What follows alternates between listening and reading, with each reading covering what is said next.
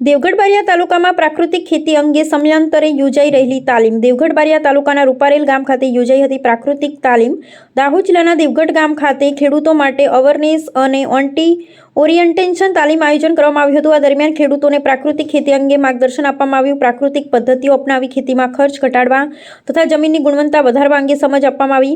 આ તાલીમ દરમિયાન ખેડૂતોને પ્રાકૃતિક ખેતીના મહત્વપૂર્ણ આયામો વિશે વિગતવાર માહિતી આપવામાં આવી હતી, જેમાં જીવામૃત, બીજામૃત, ધન જીવામૃત, બ્રહ્માસ્ત્ર અને અગ્નિસ્ત્ર જેવી પદ્ધતિઓનો ઉપયોગ અંગે સમજ આપવામાં આવી. સાથે જ આ દ્રાવણો તૈયાર કરવાની રીત, તેનો યોગ્ય ઉપયોગ અને પાકમાં છંટકાવ કરવાની પદ્ધતિ અંગે પણ ખેડૂતોને પ્રાયોગિક રીતે માર્ગદર્શન આપવામાં આવ્યું હતું.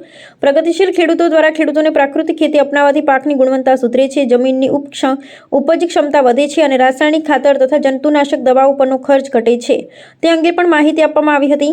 આ દરમિયાન બહોળી સંખ્યામાં ખેડૂતો ઉપસ્થિત રહી પ્રાકૃતિક ખેતી અંગે માહિતી મેળવી હતી અને આવનારા સમયમાં આ પદ્ધતિઓ અપનાવવા માટે રસ દર્શાવ્યો હતો. અહેવાલ ચંદુભાઈ મોહનિયા.